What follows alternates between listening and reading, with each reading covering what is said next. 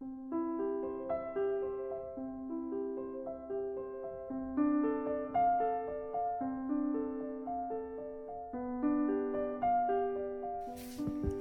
everybody, this is the Think and Read podcast. We've all heard the argument, I think, therefore I am, Descartes' famous cogito. But why did he make that argument? What was his goal? And what led up to this argument? There's a lot in the background that we need to consider if we're going to understand the importance of his cogito. In this episode, we look at some of the philosophical development that had occurred since Michel de Montaigne's Skepticism. There was a crisis of skepticism in Europe, and Descartes, he was going to try to address it. I hope you enjoy this episode, and if you want to find more episodes from the Think and Read podcast, please go to Spotify, Apple Podcasts, and on YouTube, and don't forget to subscribe. Thanks so much. I hope you enjoy this.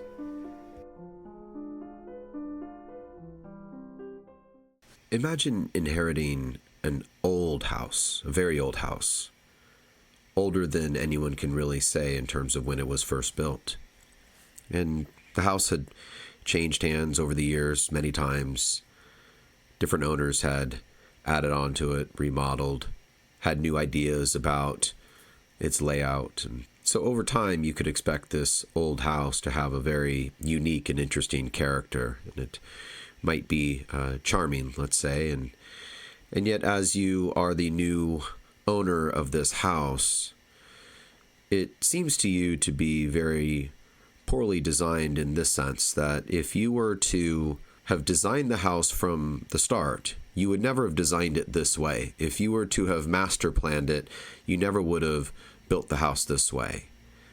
You would have built it with a lot more efficiency.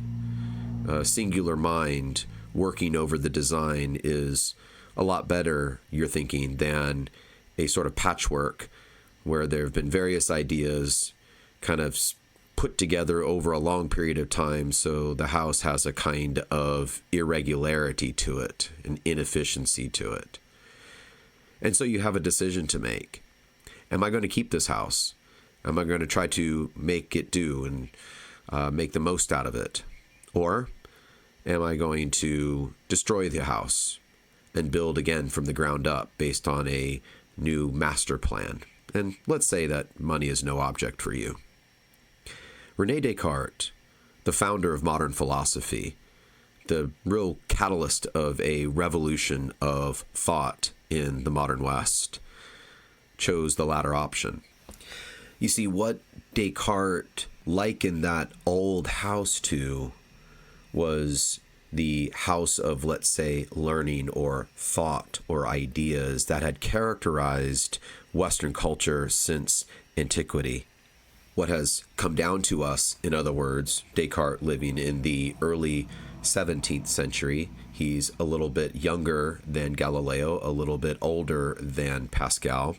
And at that time, what has come down to us is a messy, irregular, poorly designed house that has been added onto and changed and modified many times over during the centuries.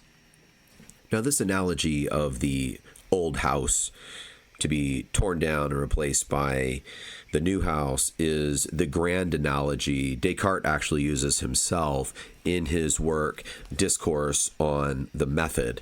It's his first major publication. It came out in 1637, and it will be the main focus of the next number of podcasts as we work our way through key aspects of Descartes' thought. So the plan for this episode is pretty simple. The first part, we'll just cover a historical kind of context background for the discourse. There's some things that are really important broadly in terms of European culture that's happening. I've talked about some of it in other episodes, but I'll try not to just simply repeat that. I'll try to add to that and really develop our understanding of this late 1500s, early 1600s period. And there's some philosophical context that we need to keep in mind as well. So we'll kind of hit some of that, just call that sort of the general cultural, intellectual background.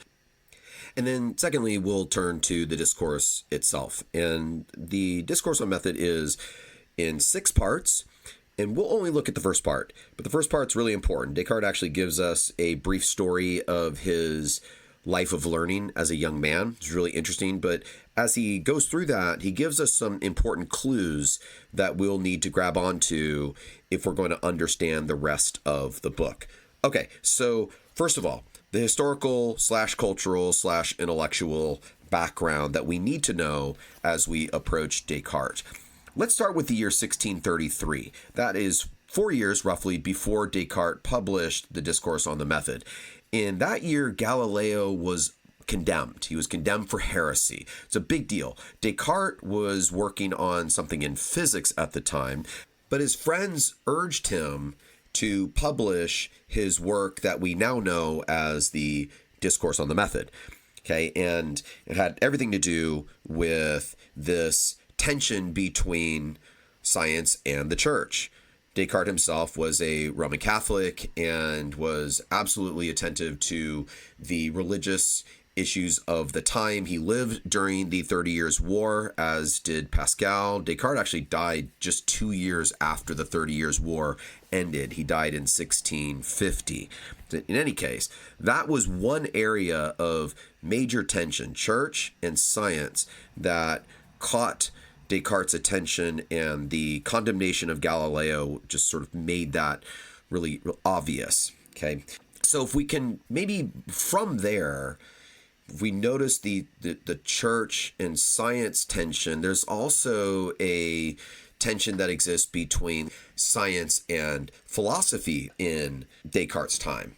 So, of course, we, on the one hand, know about Copernicus and Galileo. They're making very strong, bold, evidence-driven claims about the world, and it looks like real knowledge. It sounds like the Earth is not the center of the cosmos, but in fact, the sun is at the center, and that seems like it's something that is true and real. We've come to figure out something about the universe, and Galileo is telling us about craters on the moon, right? That the moon's surface is not perfect. The moon itself is not a perfect sphere, and it raises all kinds of questions about the heavenly bodies and what's really out there. And science is giving us real insights as to, what actually is happening in the world around us. And then on the other hand, you have Montaigne asserting a new version of Pyrrhonian skepticism. The scholar and philosopher Richard Popkin wrote a wonderful book on skepticism. Particularly during this period, he calls it the crisis of skepticism, this emergence of doubt and a suspension of judgment, as we talked about in previous episodes on Montaigne. And it was a movement, but of course it exists in a tension with the simultaneous developments of modern science. So there's a tension there. Let me add to the Montaigne story just a little bit. Oftentimes, scholars will go right from Montaigne to Descartes, and that makes some sense because you will see part of what we'll call Descartes' method was informed pretty directly by Montaigne. Descartes, of course, is no skeptic at all. He sees Montaigne's challenge, what do I know, as in fact just that, as a challenge. But there's a more complicated story to be told, a really important story to be told, and one that involves another philosopher, another skeptical philosopher, but of a more sort of mitigated type of skepticism, as Popkin describes. That's Mersenne. Mersenne responds to Montaigne not with a full rejection of Pyrrhonian skepticism, but with this idea that we can preserve some semblance of knowledge, although it's not knowledge about the same thing. We're not achieving knowledge about the structure of the world, but rather we're achieving knowledge about the appearances of things. So there's a really important epistemological shift made with Mersenne. This idea that no, we're not learning about the nature of things, the real nature of things, which is what philosophers always called metaphysics. He agrees with Montaigne there. That's not possible. We're not achieving that. But we are achieving knowledge about the way things appear to us. So he has this sort of idea of appearances. Now, that is going to play a really critical role in the history of modern thought. We tend to go right to Descartes, but when we get to Descartes' cogito and we sort of explore the way in which he uses doubt constructively, we can't leave Mersenne out of that picture. He has something to say about that sort of informs the conversation, the ongoing conversation when we reach Descartes' time and when he writes his Discourse on the Method. So let's take a few minutes here and just look a little bit more closely at what Mersenne is actually arguing with this idea of appearances. For context, Mersenne's major philosophical work was basically a direct attack of this new Pyrrhonism. He saw it as a undermining of religion and science and morality. It was a real threat. Okay, so in his response, though, you have this development of the idea of appearances, which is really something new in Western thought. And it's going to play, as I said, a central role as we move forward. So what is he saying here? Okay, so let's go back to Plato and Aristotle for a moment. So Plato says the ultimate reality are these things called forms, right? They're the real essences of things, and we can know these things. And human life, for basically everybody, human life begins and for most of us plays itself out in this cave, right? This land of shadows. You know, we have sort of the experiences of things. We experience life in different ways, and life kind of comes to us. So the idea of things appearing to us in shadow-like ways is not necessarily new. It's there, of course, in Plato. But for Plato, there's this connection between shadows and the real thing. And the philosopher comes to know the real thing. The philosopher turns away, he says, from the appearances of things, the shadows of things, and sees what is, which is the realm of the forms, and it's outside of the cave, and it's where the sun is. So Aristotle's going to disagree with that. He's going to say that the forms are not detached or separate from the realm of experience, but rather there's a synthesis of form and matter, that the forms are in the things of experience. Okay, but both of them are making the case that we can know the real natures of things. And Western philosophy, in many ways, has been characterized by that you're going to either, those are the dogmatists that Montaigne and following Sextus Empiricus call them the dogmatists. You're going to either say that we can know the structure of reality and the real natures of things, the essences of things, and Aristotle would call that apprehension, right? We're apprehending or grasping what things are, or you're going to deny that. So why Mersenne is really interesting is because he takes this middle road, and it was actually thought of as the via media, the sort of the middle road. And it's this idea that, well, no, we can't know the real nature of things. So he's a skeptic in that sense. But he says that the Pyrrhonian skeptics go too far, as though we really can't know anything at all. So we just suspend judgment, and we do the best we can, and we float through life, and we go with the flow. He says that's not really an acceptable way to go. What he says is we can't know the causes of things, but we can know their effects. So that is the really interesting move that Mersenne makes. We can know their effects, and that's what he means by appearances. So let me read from Popkin here. He writes, "We are unable to know the real essences of things, or the Platonic forms. All we are ever acquainted with are effects, appearances, and never the ultimate causes or real natures. The causes can be traced back ad infinitum, without ever arriving at the object of knowledge. And unless we find out the ultimate causes, we can never actually comprehend even the particular experiences that we are confronted with."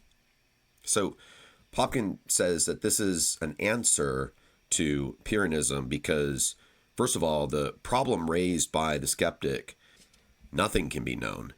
It just shows that only a few things can be known. So what can be known? The effects of whatever exists. And those effects are things that exist in our minds. That is, they exist in the realm of experience. Okay, so if you're familiar with the trajectory of modern thought, where it goes from here into the Cartesianism, the rationalism of the 17th century. Pascal has some apprehensions about that we've talked about in other episodes. But we end up moving into the rationalism of Descartes, and we're going to get Leibniz and Spinoza. We're going to get some empiricists coming, like Hobbes and Hume and others, right? And it's going to culminate in Immanuel Kant. And what Mersenne is saying here about this fundamental distinction between the realm of experience is what Immanuel Kant is going to call phenomena, right? It's interestingly anticipatory of Kantian thought. Now, there's a lot that Kant is going to do with the idea of experience or phenomena versus the noumena, or the real essences of things, or reality itself, which we can never get to for Kant. But you already see at least the beginning framework of that here in Mersenne. And so when we move to Descartes now, I think we have to understand that for Descartes, as he's processing the philosophical climate of his day, the challenges of his time, and the way these things relate to science and what looks like real knowledge that's happening with Copernicus and Galileo and others, we have to understand some of this nuance if we're going to understand Descartes' own response to this, and what leads Popkin to regard Descartes as the conqueror of skepticism. Now, whether or not Descartes actually succeeds in conquering skepticism, we'll have to see for ourselves. So let's turn our attention now to the Discourse. Descartes leaves this interesting note at the very start of the Discourse that if it seems too long to be read all at once, it may be split up into 6 parts. So that kind of betrays something that Descartes was known for, which is a preference for short works of philosophy. He's not really interested in writing a long book. The Discourse is pretty short. It's fairly easy to read on at least some level. There's definitely philosophical content that is subtle and interesting with some depth and complexity that we need to attend to. But his goal was not something like the Scholastics, some really long and detailed and tedious work. Okay, so it's got 6 parts to it, and I will not do an episode for every part. That's not my goal. But I do want to only talk about part 1 in this episode because there's some important things there that kind of help to set the stage for the rest of the Discourse. All right, he opens part 1 by saying good sense is the most evenly distributed thing in the world. So what does that mean? It certainly is not saying that most people are wise or most people use their reason well or their minds well. It's the first of several instances in part 1 where Descartes uses overtly classical or traditional philosophical language. Good sense brings us back to the pages of Seneca, for example. And what Descartes has in mind here is the faculty of judgment. That when we look at people and we look at what, let's say, nature distributes to mankind. Some are born into wealth, others are born into poverty, some have physically strong bodies, others are weak, etc. What he's saying is that when it comes to the potential for using our minds, that has been pretty evenly distributed. So his point here is to say that the lack of wisdom that we find in culture is not because people were not given the potential for wisdom, but because we don't use our minds properly. So it kind of frames the conversation that will happen in the rest of the discourse. The rest of the discourse is really about how do we arrange our lives, what sort of decisions do we need to make, or how might we pursue the correct use of our minds, the faculty of judgment, so that we can arrive in a good place, the place of knowledge or the place of sound judgment or wisdom. He kind of begins that way, which is really interesting. It anticipates a much more full-blown modern theme of the general equality of people. And it sets up, Descartes does not go there. I want to be careful. You'll find this much more in a guy like Jean-Jacques Rousseau, where the inequalities that we find in society are completely conventional. They're not natural. Descartes' not ready to go there. He himself will say that his method, what he ended up doing to pursue knowledge, to pursue actual understanding of the world around us, contra the skeptics, of course, what he did is not for everybody. He's not trying to say this is the program that everyone must follow. He says, so my aim here is not to teach the method that everyone must follow for the right conduct of his reason, but only to show in what way I have tried to conduct mine. So there is a method he's going to pursue, and it's a lot like Montaigne. It's an independent method. He's going to break away from typical ways of study, of learning, etc., and he's going to go on his own. We'll get to that in a moment. But first, he brings up his own background, and he had a pretty thorough humanist education. He was educated, he says, in classical studies. He learned Greek and Latin. He talks about his background in mathematics and in letters and theology, philosophy. So he knows, and he has references. Again, he talks about essences and accidents in part 1 at one point. He says, I'm ready to believe that it is altogether completely in every one of us, and I'm prepared to follow in this agreed doctrine of these philosophers who say that differences of degree apply only to accidents and not to forms, that's essences, or natures of individuals of the same species. I don't really want to talk about what he's trying to say there. Just he's borrowing, he's implementing language of traditional philosophy, essences and accidents. You can't help but think of Aristotle there. Okay, so he was very much trained in or educated in the classical tradition of learning. And then he goes in to show how that old house, right, that was the old house of learning, is not helpful. It's not to be sustained. He openly admits in part 1 that once he had completed his course of classical studies, he only had doubts in his mind. He was supposed to be among the ranks of the well-educated, he said, but he found himself bogged down.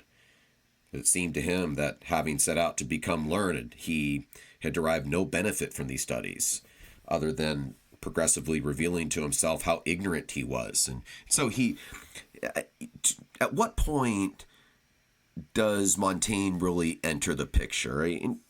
It seems fairly early on. And again, we have to remember how influential Montaigne was at the time, though we don't pay as much attention to him now. That's part of why I wanted to do a series on him, because this was a typical attitude.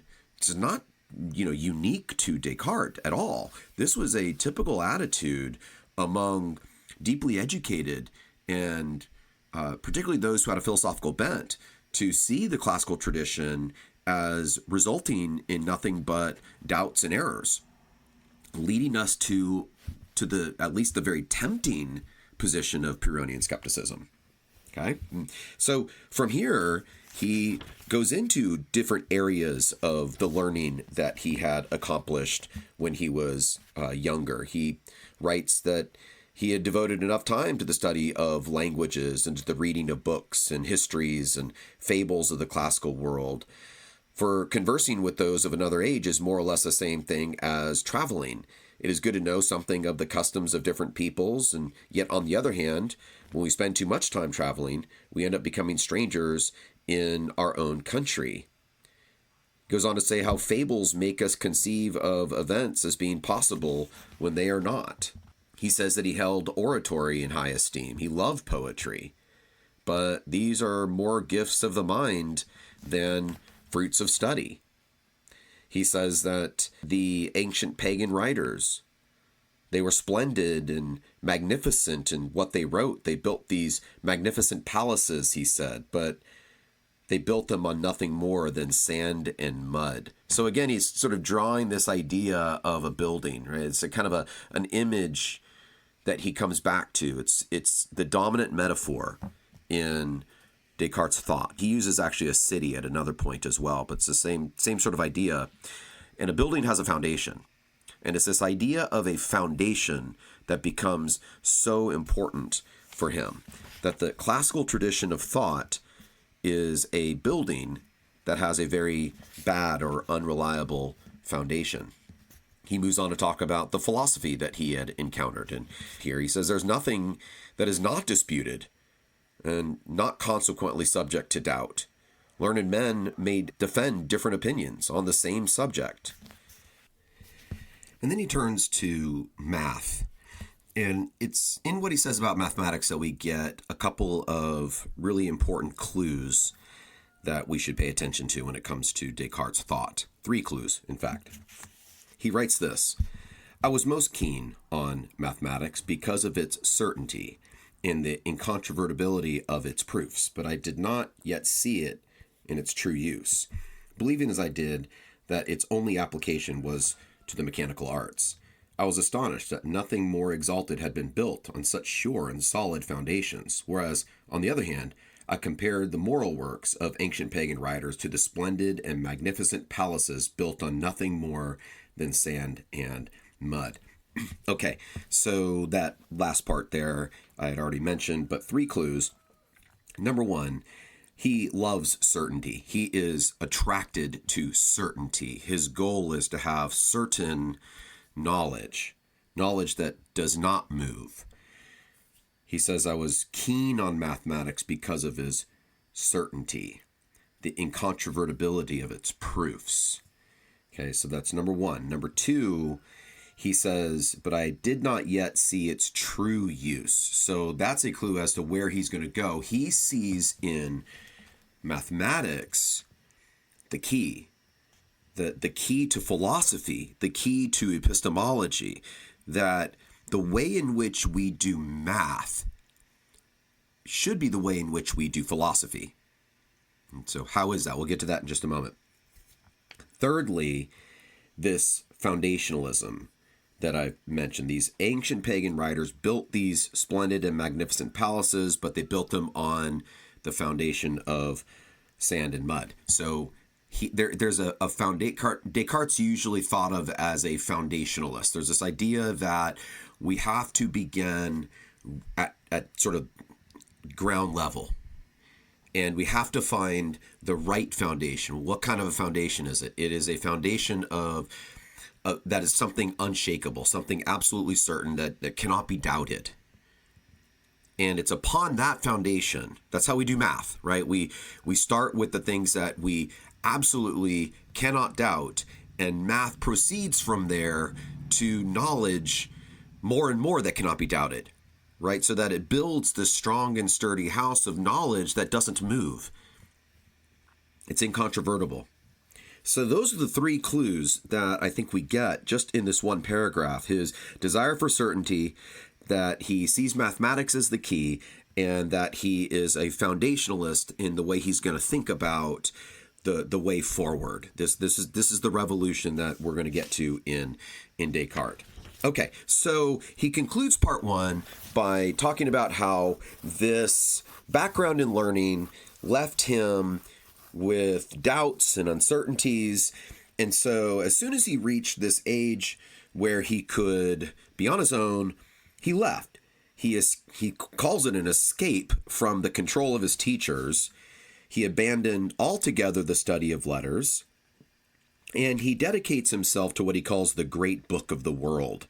So he goes traveling. This is the Montaigne-like phase of Descartes' life, or his journey, or maybe we call it his method. He's going to go search things out for himself, kind of like Montaigne searching out, doing independent study on cannibals, looking into witches and, what kind of people they really are, and so on. So he says he spent the rest of his youth traveling, visiting courts and armies, mixing with people of different character and rank, getting different experiences, putting himself to the test in situations in which he found himself by chance, and at all times giving reflection to things as they presented themselves to him, so as to get some benefit out of this. For it seemed to him that he could discover much more truth from reasoning that we make about things that affect all of us. They'll soon cause us harm if we misjudge them, than from the speculations in which scholars engage in the privacy of their study. He's going to get out in the world. There is something of a cross-cultural study, and it's fairly limited. He's in Europe, but still, that there is this idea. What are ways in which we all think alike about things? And maybe there's some clues in the patterns that we pick up there that might help me get further along in the path of wisdom. But then he doesn't find that to be the way. He says, while I was thinking about the customs of other men and nothing else, I found little to provide me with certain knowledge.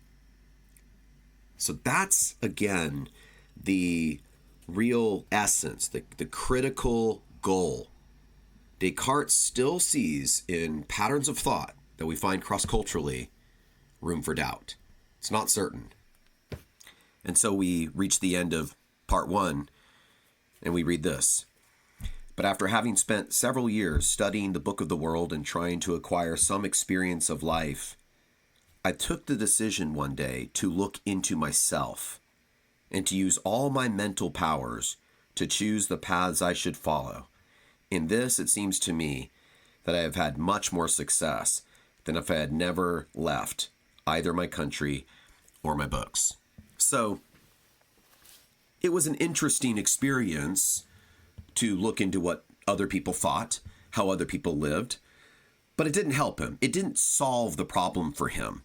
The same problem of this inefficient house, this problematic house of Western thought. It leaves him with doubt and uncertainties of every kind. And so the critical move that Descartes made, he says, was to look into himself. What does he mean by that? Because that, of course, is a bit vague and perhaps not even intuitive. It doesn't seem like looking into yourself is going to be the way you're going to find absolute certainty, the foundation for a new and better house.